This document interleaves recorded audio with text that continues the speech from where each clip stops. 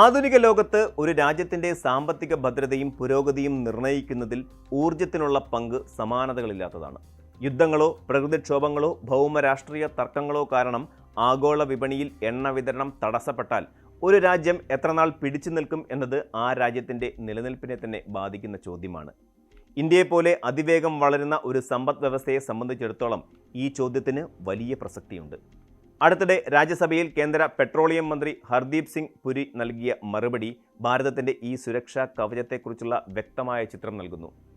ആഗോളതലത്തിൽ വലിയ രീതിയിലുള്ള വിതരണ തടസ്സങ്ങൾ ഉണ്ടായാൽ ഇന്ത്യയുടെ കൈവശമുള്ള എണ്ണ ശേഖരം ഏകദേശം 74 ദിവസത്തേക്ക് രാജ്യത്തിനാവശ്യമായ ഇന്ധനം ഉറപ്പാക്കുമെന്നാണ് മന്ത്രി അറിയിച്ചിരിക്കുന്നത്. പെട്രോളിയം ഉപഭോഗത്തിൽ ലോകത്ത് 3-ാം സ്ഥാനത്തുള്ള ഇന്ത്യയെ സംബന്ധിച്ചിടത്തോളം ഇതൊരു നിസ്സാര നേട്ടമല്ല. ഊർജ്ജ സുരക്ഷ എന്നാൽ വെറും എണ്ണ സംഭരിച്ചു വെക്കൽ മാത്രമല്ല, മറിച്ച് അപ്രതീക്ഷിതമായി ഉണ്ടാകുന്ന ആഗോള പ്രതിസന്ധികളിൽ നിന്നും രാജ്യത്തെ പൗരന്മാരെയും വ്യവസായങ്ങളെയും സംരക്ഷിക്കുക എന്നുകൂടിയാണ്. അന്താരാഷ്ട്ര എനർജി ഏജൻസിയുടെ കണക്കനുസരിച്ച് ഒരു രാജ്യം ചുരുങ്ങിയത് 90 ദിവസത്തേക്കുള്ള എണ്ണശേഖരം കരുതണമെന്നാണ് ചട്ടം. ഇന്ത്യ ഇപ്പോൾ 74 ദിവസത്തെ സുരക്ഷിതാവസ്ഥയിൽ എത്തി നിൽക്കുന്നു. ഇത് വികസിത രാജ്യങ്ങളുടെ മാനദണ്ഡങ്ങളോട് ഏകദേശം അടുത്തു നിൽക്കുന്ന ഒന്നാണ്. ഒരു കപ്പൽ യാത്രക്കിടയിൽ നടുക്കടലിൽ ഇന്ധനം തീർന്നു പോയാൽ ഉണ്ടാകുന്ന അപകടാവസ്ഥ ആലോചിച്ചു നോക്കൂ. അതുപോലെ തന്നെയാണ് ഒരു രാജ്യത്തിൻ്റെ കാര്യവും. കൃത്യമായ കരുതൽ ശേഖരം ഇല്ലാത്ത പക്ഷം അന്താരാഷ്ട്ര വിപണിയിലെ വിലക്കയറ്റവും വിതരണത്തിലെ അനിശ്ചിതത്വവും സാധാരണക്കാരൻ്റെ അടുക്കള മുതൽ വൻകിട ഫാക്ടറികളെ വരെ നിശ്ചലമാക്കാൻ പ്രാപ്തിയുള്ളതാണ്. ഭാരതത്തിൻ്റെ തന്ത്രപ്രധാനമായ പെട്രോളിയം കരുതൽ ശേഖരം അഥവാ സ്ട്രാറ്റജിക് പെട്രോളിയം റിസർവ്സ് എന്ന സംവിധാനത്തെക്കുറിച്ച് ആഴത്തിൽ നമുക്കൊന്ന് മനസ്സിലാക്കാം. ഭൂമിക്കടിയിലുള്ള കൂറ്റൻ പാറക്കെട്ടുകൾ തുരന്നുണ്ടാക്കിയ ഗുഹകളിലാണ് ഇന്ത്യ എണ്ണ സംഭരിച്ചു വയ്ക്കുന്നത്. ആന്ധ്രാപ്രദേശിലെ വിശാഖപട്ടണം, കർണാടകയിലെ മംഗലാപുരം, പാതൂർ എന്നിവിടങ്ങളിലായി ഏകദേശം 5.33 ദശലക്ഷം മെട്രിക് ടൺ എണ്ണ സംഭരിക്കാനുള്ള ശേഷി നിലവിൽ ഇന്ത്യക്കുണ്ട്. ഇവയ്ക്ക് പുറമെ ഒഡീഷയിൽ പുതിയ സംഭരണശാലകൾ നിർമ്മിക്കാനുള്ള പദ്ധതികളും പുരോഗമിക്കുന്നു. ഈ ഭൂഗർഭ അറകൾ നിർമ്മിച്ചിരിക്കുന്നത് അതീവ സുരക്ഷാ മാനദണ്ഡങ്ങൾ പാലിച്ചാണ്.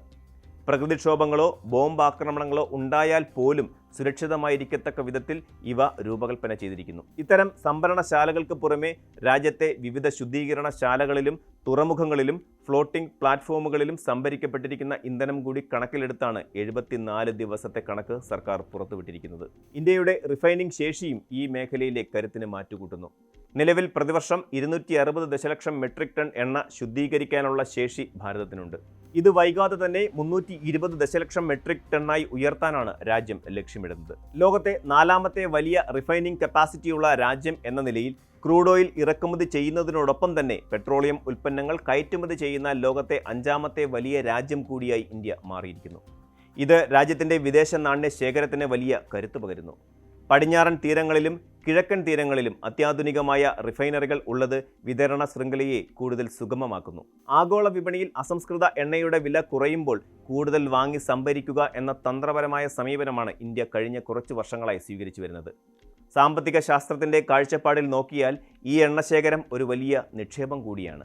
2020-ൽ കോവിഡ് മഹാമാരിയുടെ സമയത്ത് ആഗോളതലത്തിൽ എണ്ണവില കുത്തനെ ഇടിഞ്ഞപ്പോൾ ഇന്ത്യ തൻ്റെ സംഭരണശാലകൾ പൂർണ്ണമായും നിറച്ചിരുന്നു. ആ സമയത്ത് ബാരലിന് $19 വരെ താഴ്ന്ന നിലയിൽ എണ്ണ വാങ്ങാൻ കഴിഞ്ഞത് വഴി ഏകദേശം 5000 കോടി രൂപയുടെ ലാഭമാണ് രാജ്യത്തിനുണ്ടായത്. 2022-ൽ റഷ്യ യുക്രൈൻ യുദ്ധത്തെ തുടർന്ന് എണ്ണവില $112 ഉയർന്ന സാഹചര്യത്തിൽ ഇത്തരം മുൻകരുതലുകൾ രാജ്യത്തിന് വലിയ ആശ്വാസമായി. വിലക്കയറ്റത്തിൻ്റെ ആഘാതം ജനങ്ങളിലേക്ക് നേരിട്ട് എത്താതിരിക്കാൻ ഇത്തരം തന്ത്രപ്രധാന ശേഖരങ്ങൾ ഒരു ബഫർ സോണായി പ്രവർത്തിക്കുന്നു. വിപണിയിലെ വില വ്യതിയാനങ്ങൾക്കനുസരിച്ച് വാണിജ്യാടിസ്ഥാനത്തിൽ ഈ ശേഖരം കൈകാര്യം ചെയ്യാനുള്ള അനുമതിയും ഇപ്പോൾ സർക്കാർ നൽകിയിട്ടുണ്ട്. ഒരു രാജ്യം എന്തിനാണ് 90 ദിവസത്തെ ശേഖരം കരുതണമെന്ന് അന്താരാഷ്ട്ര ഏജൻസികൾ നിർദ്ദേശിക്കുന്നത് എന്നതിന് പിന്നിൽ കൃത്യമായ കാരണങ്ങളുണ്ട്. യുദ്ധമോ വൻതോതിലുള്ള സമുദ്ര തടസ്സങ്ങളോ ഉണ്ടായാൽ പുതിയ എണ്ണ ഇറക്കുമതി ചെയ്യാനെടുക്കുന്ന സമയം 3 മാസത്തോളമായി കണക്കാക്കപ്പെടുന്നു. ഇന്ത്യയെപ്പോലെ എണ്ണയുടെ 85% ഇറക്കുമതി ചെയ്യുന്ന ഒരു രാജ്യത്തിന് ഈ കാലയളവ് അതിനിർണായകമാണ്. നിലവിൽ 74 ദിവസത്തെ ശേഖരമുണ്ടെങ്കിലും അത് 90 ദിവസമായി ഉയർത്തുക എന്നതാണ് സർക്കാരിൻ്റെ ലക്ഷ്യം. ഇതിനായി കൂടുതൽ ഭൂഗർഭ സംഭരണശാലകൾ നിർമ്മിക്കുന്നതിനോടൊപ്പം തന്നെ സ്വകാര്യ പങ്കാളിത്തത്തോടെയുള്ള പദ്ധതികളും സർക്കാർ ആലോചിക്കുന്നുണ്ട്. വിദേശ രാജ്യങ്ങളുമായുള്ള എണ്ണ വ്യാപാര കരാറുകൾ കൂടുതൽ ദൃഢമാക്കുന്നതും ഇതിൻ്റെ ഭാഗമാണ്. സാധാരണക്കാർ എപ്പോഴും ചിന്തിക്കാറുള്ളത് പെട്രോളിൻ്റെയും ഡീസലിൻ്റെയും വില കുറയുന്നതിനെക്കുറിച്ച് മാത്രമാണ്. എന്നാൽ അന്താരാഷ്ട്ര രാഷ്ട്രീയത്തിലെ നേരിയ മാറ്റങ്ങൾ പോലും രാജ്യത്തിൻ്റെ സാമ്പത്തിക അടിത്തറയെ തകർക്കാവുന്ന ഒന്നാണ്. ഉദാഹരണത്തിന് പശ്ചിമേഷ്യയിൽ ഒരു സംഘർഷമുണ്ടായാൽ അത് നേരിട്ട് ബാധിക്കുന്നത് നമ്മുടെ രാജ്യത്തെ ചരക്ക് ഗതാഗതത്തെയും ഊർജ്ജ ഉൽപ്പാദനത്തെയുമാണ്. അത്തരമൊരു സാഹചര്യം വന്നാൽ ഭാരതത്തിന് ഏകദേശം 2.5 മാസത്തോളം സാധാരണ നിലയിൽ മുന്നോട്ട് പോകാനുള്ള ഇന്ധനം കരുതിയിട്ടുണ്ട്. ഇത് വലിയൊരു ആത്മവിശ്വാസമാണ് രാജ്യത്തിന് നൽകുന്നത്. ഈ സുരക്ഷാ കവചം കേവലം സാങ്കേതികമായ ഒന്നല്ല, മറിച്ച് രാജ്യത്തിൻ്റെ പരമാധികാരവും സാമ്പത്തിക സ്വാതന്ത്ര്യവും ഉയർത്തിപ്പിടിക്കുന്നതിനുള്ള അവിഭാജ്യ ഘടകമാണ്. എണ്ണശേഖരത്തിൻ്റെ കാര്യത്തിൽ നാം കൈവരിച്ച ഈ നേട്ടം ഭാവിയിലെ വെല്ലുവിളികളെ നേരിടാനുള്ള സജ്ജീകരണങ്ങളുടെ തുടക്കം മാത്രമാണ്.